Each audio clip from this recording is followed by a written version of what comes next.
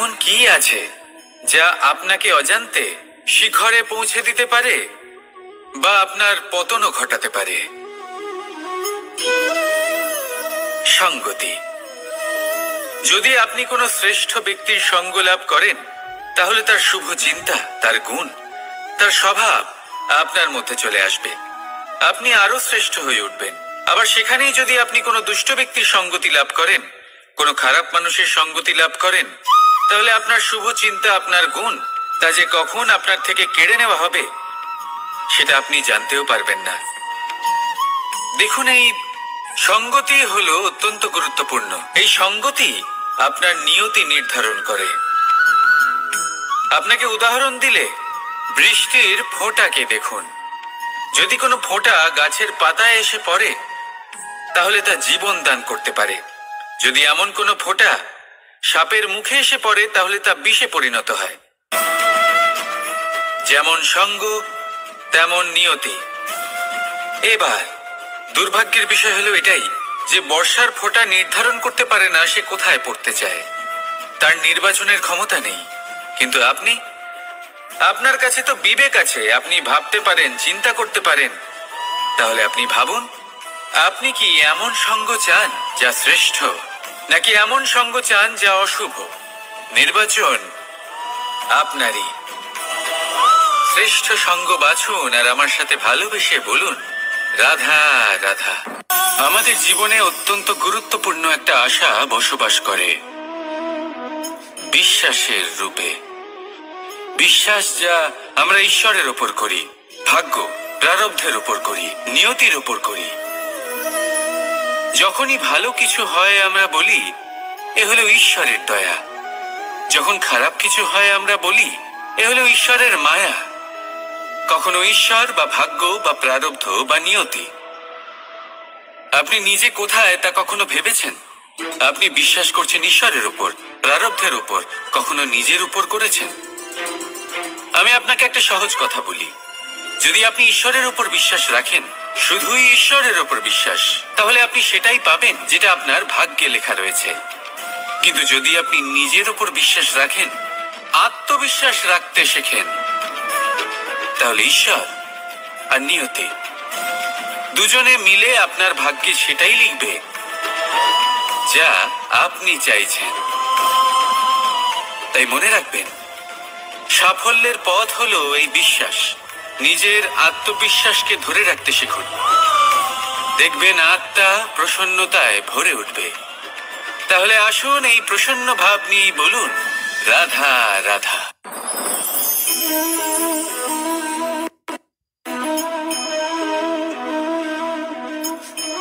মুক্ত।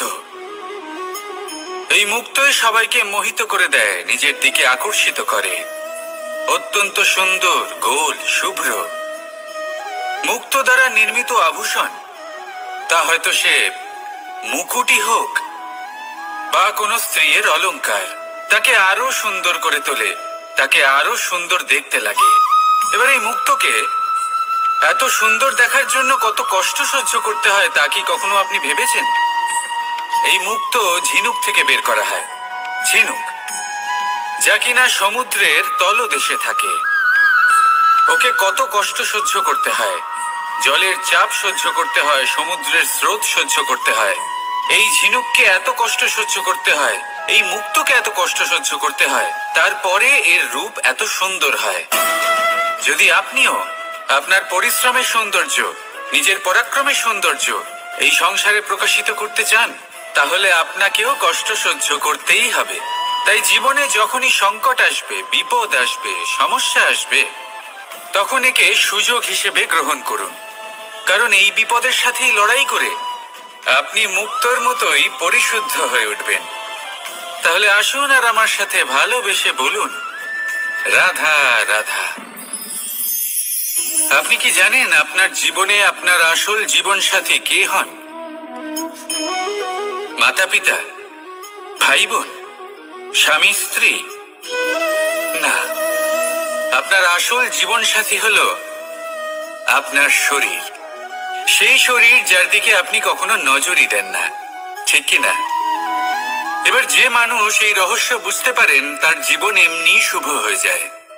আপনি নিজেই দেখুন না, সে সংসারের মঙ্গলই করা হোক বা সত্যের রক্ষা করা হোক, তা সে শত্রুর সাথে যুদ্ধ করা হোক বা মিত্রকে রক্ষা করা হোক, এই শরীরই তো কাজে আসে।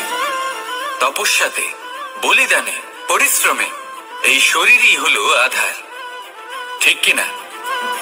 তাই আমাদের কর্তব্য হলো যে আমরা যেন নিজের শরীরের যত্ন নিই। আমরা কি খাই, আমাদের কি খাওয়া উচিত, এটা যেন বুঝি। কোনটা সুপাচ্য আর কোনটা নয়, এটা যেন বুঝি। কারণ যেমন হবে অন্ন, মনও তেমনই হবে। যত ভালো অন্ন তত ভালো মন। আর সুস্থ শরীর হলো সুস্থ মনের আধার, এ কথা অবশ্যই মনে রাখবেন। আর যদি মন সুস্থ থাকে তাহলে সকল শুভ উদ্দেশ্য পূর্ণ হবে। তাহলে আসুন আর আমার সাথে ভালোবেসে বলুন, রাধা রাধা। কথায় আছে যে দৃষ্টি অত্যন্ত কঠোর হয়, অত্যন্ত শক্তিশালীও হয়। কথায় আছে যে কারোর উপর যদি কুদৃষ্টি পড়ে তাহলে তার বিনাশ কেউ আটকাতে পারে না। এই যে কুদৃষ্টি, এর উপাচারও আমাদের কাছে রয়েছে। যখন আমরা বাড়ি নির্মাণ করি তখন একটা কালো মুখোশ লাগাই, যাকে রক্ষা কবচ মনে করা হয়, কুদৃষ্টি থেকে বাঁচার জন্য। যখনই কোনো বাচ্চা বাইরে যায় তখন তার মাথায় আমরা একটা কাজলের টিপ পরিয়ে দিই, কুদৃষ্টি থেকে বাঁচার জন্য। অর্থাৎ এই সংসারে কুদৃষ্টি থেকে বাঁচার উপাচার রয়েছে। উপাচার যদি কিছু না থেকে থাকে তাহলে তা হলো দৃষ্টিভঙ্গির। যদি আপনার দৃষ্টিভঙ্গি অনুচিত হয় তাহলে আপনার পতন কেউ আটকাতে পারবে না। না পারবে কালো মুখোশ, না কালো টিপ, না স্বয়ং ঈশ্বর। সেই জন্য নিজের দৃষ্টিভঙ্গি শুভ করে তুলুন, সবকিছু শুভই হবে। আসুন আমার সাথে ভালোবেসে বলুন, রাধা রাধা। কথায় আছে যে জীবনের আধার হলো সম্পর্ক, প্রসন্নতারও এবং ঈশ্বরের সাথে দেখা পাওয়ারও। এবার এই সম্পর্কের আধার আসলে কি? সেবা? না। বোঝাপড়া? না। অপেক্ষা? না। এই সম্পর্কের আধার হলো বিশ্বাস। যদি বিশ্বাস ভেঙে যায় তাহলে জেনে রাখবেন যে সম্পর্করূপী এই ভবন, এর ভিতই ভেঙে গেল। আর যদি ভিত ভেঙে যায় তাহলে সেখানে অন্য কোনো ভবন নির্মাণ সম্ভব নয়, সম্ভবই নয়। এই সমস্ত সম্পর্কের বিশ্ব বিশ্বাসে বসবাস করে। এই বিশ্বাস হলো অত্যন্ত গুরুত্বপূর্ণ। এই বিশ্বাসের জোরেই আমি আর রাধা কোনো সাংসারিক বন্ধনে আবদ্ধ না হয়েও এক অত্যন্ত দৈব অলৌকিক বন্ধনে আবদ্ধ। এই হলো বিশ্বাস, যার দ্বারা 11 অক্ষৌহিনী সেনার সামনে অর্জুন দাঁড়িয়েছিল এবং জয়ী হয়েছিল। এই বিশ্বাস হলো অত্যন্ত গুরুত্বপূর্ণ। তাই বিশ্বাস করতে শিখুন, বিশ্বাস দিতে শিখুন, বিশ্বাস পালন করতে শিখুন। আর আমার সাথে ভালোবেসে বলুন, রাধা রাধা। এই সংসার অত্যন্ত বিচিত্র এক স্থান। এ সত্য খুঁজতে থাকে, আর সত্য খুঁজে পেলেই তা প্রমাণ করতে চায়। সে চায় তার প্রমাণ পেতে, সাক্ষী পেতে চায়। সেক্ষেত্রে আমাকে বলুন যে সত্য কি করতে পারে? সেই ব্যক্তি যে সত্যকে ধরে আছে সে কি করবে?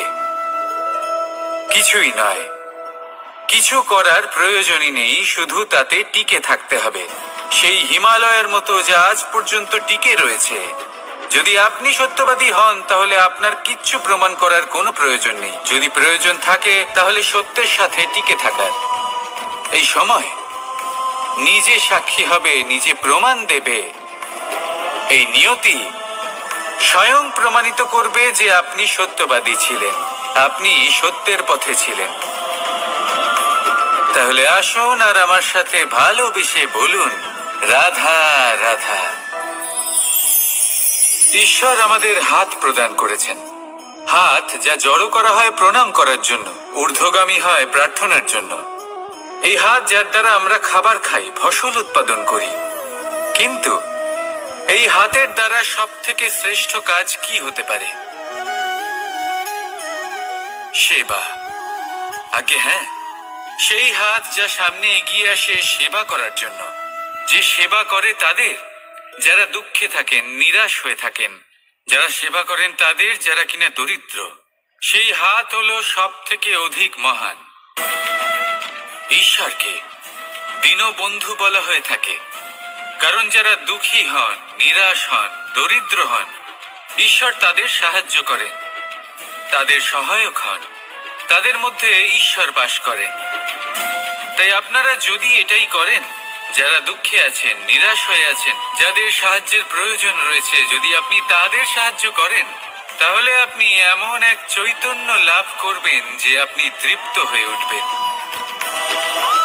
তাহলে সবার সেবা করুন আর আমার সাথে ভালোবেসে বলুন, রাধা রাধা। ভয়। জীবনে আমরা কোন কোন বিষয়ে ভয় পাই? কোনো মানুষকে হারানোর ভয়, কোনো মানুষ, কোনো সম্পর্ককে হারানোর ভয়, অর্থহানির ভয়, সময়হানির ভয়। এবার বিষয়টা হলো, এই ভয় কখনো আমাদের কোনো লাভ করে না। এটা সবসময় আমাদের পিছনে ঠেলে আর নিচু স্তরে নামিয়ে দেয়, কখনোই আমাদের উত্থানের কারণ হয় না। তাই জীবনে যদি কোনো ভয়ের কারণ থাকতেই হয়, তা শুধুই এটা যে মানুষের কথা ভাবতে ভাবতে, সম্পর্কগুলিকে হারানোর ভয়, মানুষকে হারানোর ভয়, সবার মন রাখতে রাখতে আপনি যেন নিজেকে, নিজের ভাবনা চিন্তাকে না হারিয়ে ফেলেন। যদি এরকম হয়, যদি সকলের মন রাখতে রাখতে আপনি নিজেই নিজেকে হারিয়ে ফেলেন, নিজের ভাবনা, নিজের লক্ষ্য, নিজের মন্তব্যকে হারিয়ে ফেলেন, তাহলে সংসারে যতই যাই হয়ে যাক না কেন, প্রসন্নতা লাভ করবেন না। তাই রক্ষা তাকেই করুন যে আপনাকে রক্ষা করে, আপনার মানসিকতা, আপনার ব্যক্তিত্ব, আপনার লক্ষ্যকে রক্ষা করে। আর যদি কোনো বিষয় ভীত হতে হয়, তবে আপনি যেন নিজের উদ্দেশ্যের থেকে দূরে না চলে যান। তাহলে আসুন আর আমার সাথে ভালোবেসে বলুন, রাধা রাধা। সময় একটু একটু করে কেটে যায়, একটু একটু করে নিকটে আসে। খুব অদ্ভুত ব্যাপার। এই সময় প্রতিকূল হলেও একটু একটু করে কেটে যায়। এই সময় যদি ভালো হয়, তাহলে একটু একটু করে নিকটে আসে। অনুচিত তখনই হয় যখন আমরা নিজেদের অসফলতার জন্য সময়কে দোষ দিই, কিন্তু আসলে তেমনটা হয় না। আপনার পরিশ্রম আর প্রয়াস দ্বারাই আপনি সাফল্য লাভ করবেন, সময়ের দ্বারা নয়। যদি এই সাফল্য একটা সুন্দর ভবন হয়, তাহলে সময় হলো তার দেওয়ালের রং, যা সময়ের সাথে বদলাবে, সময়ের সাথে ফিকেও হয়ে যাবে। কিন্তু সাফল্যের এই ভবন আপনাকেই নির্মাণ করতে হবে, আপনার পরিশ্রমের ইট দ্বারা এবং প্রয়াসের চুনসুরকি দ্বারা। তাই পরিশ্রম আর প্রয়াস করতে থাকুন, সাফল্য আপনি অবশ্যই পাবেন। সময় যদি আজ ভালো না হয়, তাহলে কাল অবশ্যই হবে। প্রয়াস করতে থাকুন আর আমার সাথে ভালোবেসে বলুন, রাধা রাধা।